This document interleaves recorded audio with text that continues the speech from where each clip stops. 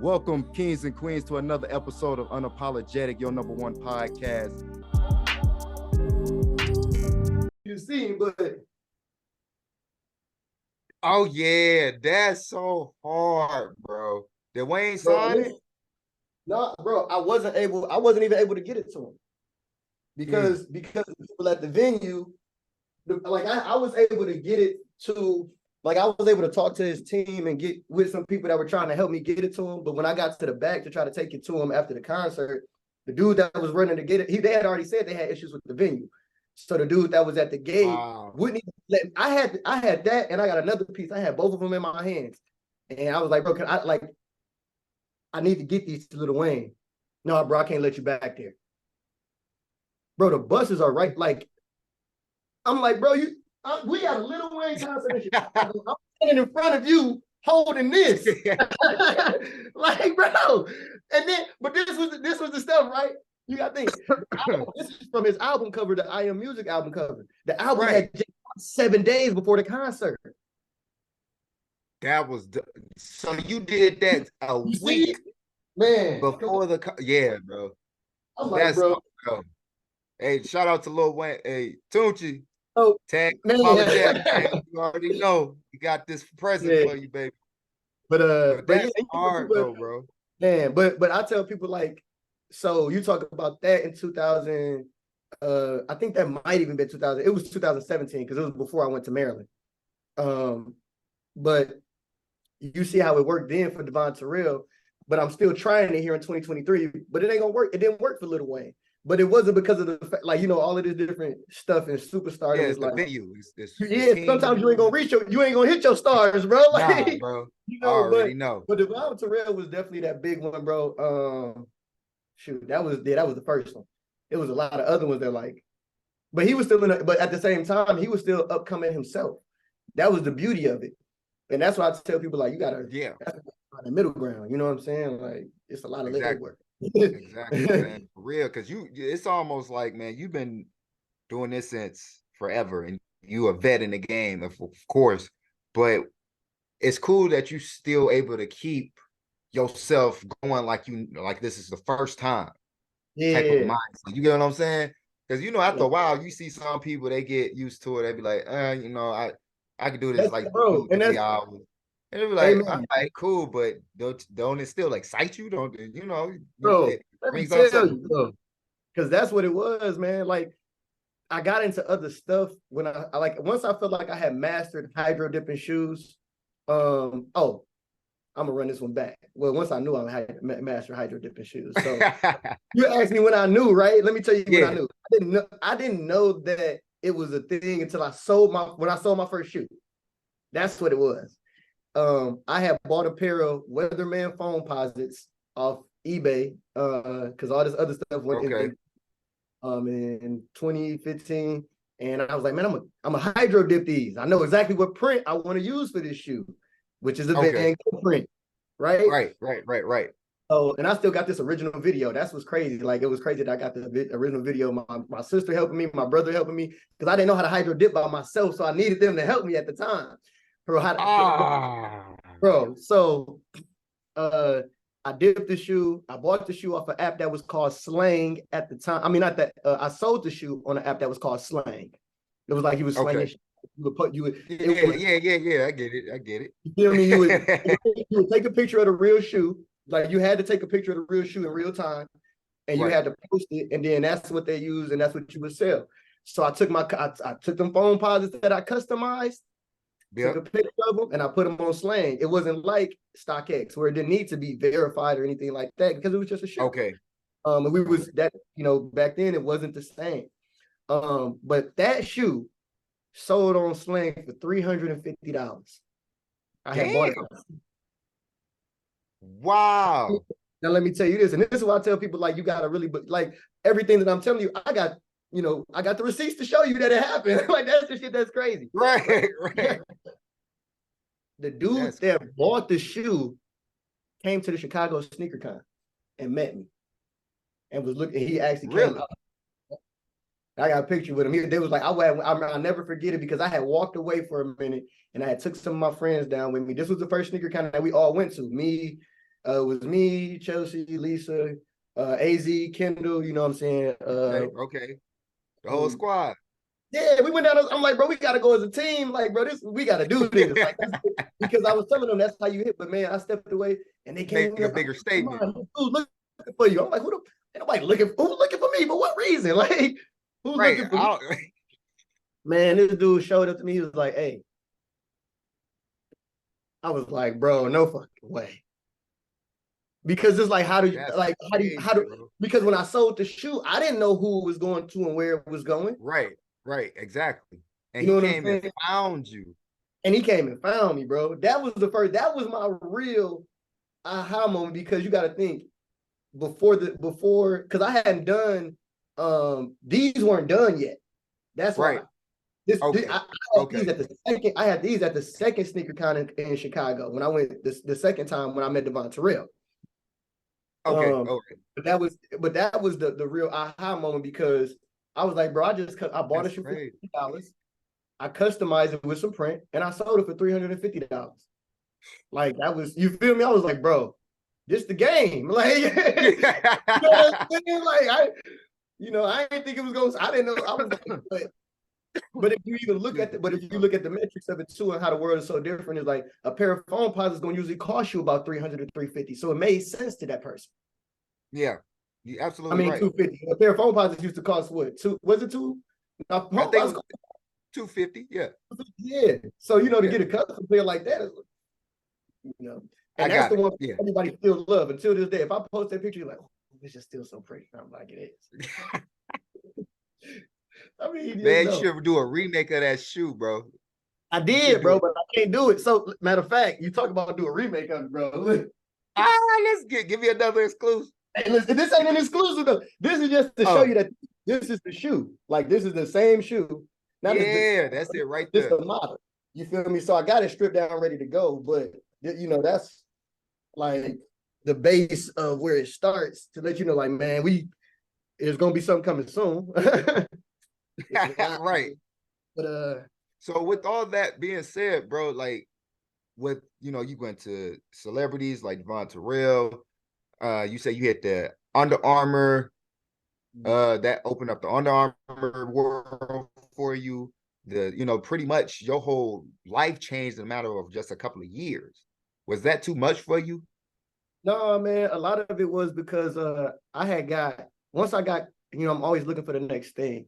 Right. And because of me having ADHD and just how I operate, I was like, man, okay, I got to this point, like, man, I want to figure out how to use my ADHD to my advantage.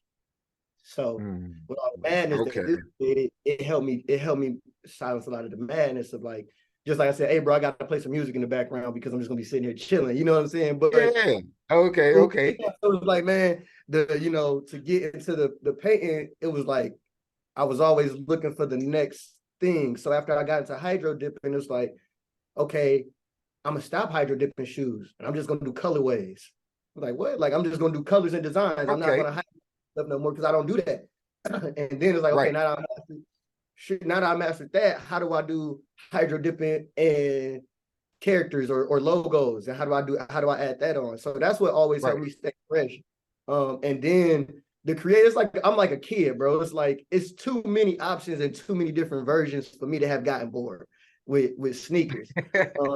That's what's up, bro. That's a good way to put it. That's a good way to put it. Man, it's a bunch of shoes, bro. But that's also what, I ain't gonna lie, bro. That's a lot of what helped me become more goated in the game, because of the fact that, like, when I put that video out there of me bending the shoes up, scratching them, bro. Even in the video, I seen you link, but I take a quarter, bro, and I tap it on the table so you can hear it. Right. And I take it and you can hear me scraping it across the shoes. It's like, no damage whatsoever. No damage. That's almost like the pillow or the wine test on the But let me tell you what was crazy though, right? Because in the video, I did it on a pair of, I had Jordans, I had LeBrons, I had foam posits, I had Nike cleats, I had Nike slides, I had all different types of shoes. So it wasn't like I was just a customizer that only specialized in a certain type of shoe. You see what I'm saying? And that's kind of why if you kind of like look at my career, you can see that like, Wow. man, it's starting like this with bags, and then it's turning into this with bags, and then it's turning into Right. this. And I'm the Like, I want to ask you about that. So do you have something going on with Coach? Like a business I'm building that, man. I'm building that collaboration with Coach, man. I'm telling you, because right that's now what's it's up. difficult. Because listen, because they can't solidify like a collaboration with me, but like anytime that I'm gonna do like this is always gonna be like what we call like a modern day collaboration now. And I say this now because sometimes Did you create that? huh? Did you create that one? I painted this one. So this was all of this stuff that you see was like different colors. A lot of it was like, this was like a blue. Both of these were like a blue color when well, this one was tan. This one was this color when it started. That's so hard, man. That's Yep. so hard. And I saw this bag on Coach. I was like, man, I like this bag, but I don't want to have the same bag that everybody else got. How can I freak it? And Right. I bought one, and I was like, I'm just brainstorming the idea, and then I finally Right. came up with that, and I was like, man, that was dope. I gotta make 2 more. Like, what? I'm gonna want to keep one. I want to keep Right. one. You gotta keep one for yourself, And man. then I Gotta was make like, a double. you feel me? So every time, so then I started hitting all the Coach stores, bro, and just getting this style of bag. But a lot of it is just engaging with the Coach employees when I go into the Coach store and knowing that they backing me in all of the stuff that I'm doing. So don't get me wrong, it's not like Virgil X Nike type of collaboration. It's more so like where, you know, I gotta build Not yet. build the name for them to trust in the fact that it's gonna happen. You know what I'm saying? Like I gotta make sure. Exactly. Let me put it like this. If we talk about corporate work, one design ain't gonna do it. This is one. You see what I'm saying? I gotta show you that I can give you 6 or 7 of them. You know what I'm saying? Least. You know, and even, but then you deal with the other stuff of what I'm working on now is changing the demographic of showing that you can sell it. You know what I'm saying? Exactly. So the collaborations of a lot of things. So like when I collaborated with East Bay, and the collaboration with East Bay came because we was working with Under Armour, and we had did so much with Under Armour with the team I was in Maryland that East Bay knew because we had did so much work. You see what I'm saying? Right, exactly. Like, hey, we want y'all, and that's a big that part was dope, man. Like, how did Man. that start with you in East Bay and all that? Like, they called bro, you out, or no? So a lot of it, bro. What happened was when I started, there was a couple other vets in the game that, you know, they kind of, a lot of different stuff transpired, but eventually, I went full time. They brought me down to do some work, and you know, man, like I try not to be. I just have to understand, like, this is what people need to understand, right? And I'm just saying this because I'm not trying to be cocky. You have to acknowledge the fact that when you have a skill set or a gift or something that you can honestly say that you're developing, you're working to develop, but you also can identify how you're separating yourself from other people. Acknowledge that and don't be afraid to say that. You know what I'm saying? I knew that I was developing skills that other people didn't have because they weren't doing what I was doing. They weren't producing the work that I was producing. So other people saw that, and other people saw that too. And that's why they had me come join their team, right? Yeah, so, yeah. So the East Bay thing came from Under Armour, just from all the work we had did from Under Armour. Okay. But the Under Armour thing came from 2 guys that were already partnered with them, and they had a lot of work. They was overwhelmed and they couldn't handle it. They're like, man, we might need some help. So the first time before they officially brought me onto the team, they brought me out to like what you might call like a quote unquote dry run. And it was already ridiculous. It was like, bro, we need you to do 40 pairs of shoes, 30, 40 pairs of shoes in 4 days. 40? Damn. You did, hold on, bro. But they was like, but you know, they was like, it ain't nothing, it's simple, it's easy. I'm like, you know, and I'm like, you know, they was like, we need it done by this day. I'm like, okay, well, you know, it was a whole bunch. I go out there on the story, but I was like, bro, let me put it like this. Most people would probably be like, I can't do that. You feel me? Bro, I just said I can't do that. Bro, but in my head, I was like, man, and I asked him, like, so what are we putting on the shoes? What's the details? Like, man, it's team shoes. We just got to do, you know, we got to do logos. We want to design them. Right. I'm like, oh, cool.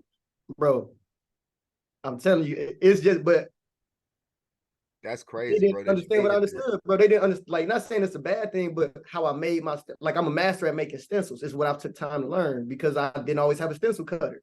You know what I'm saying? But okay. like everything, I take my time to sit down and master everything. So when I mastered the stencil program, I was able to get 40 pairs of shoes done because I understood how I needed to make my stencils. That's something they weren't doing.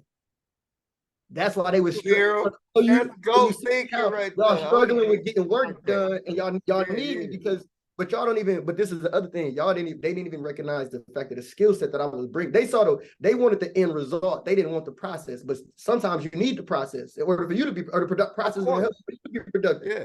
So if I can get, process is important. if I can do it, and you saying you can't, then you obviously should be learning from me, or there should be something that you should try to take. That's fair.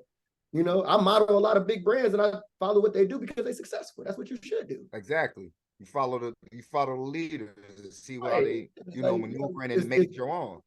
Man, and people quantify it differently, and that's kind of the problem. But when you look at it, East Bay did the same thing that Under Armour did. They modeled they modeled it. They was like, we want to get some traffic to our website and to our clients. So we're gonna do a giveaway some shoes. And we're gonna use the Curry. That's a great idea, bro. Like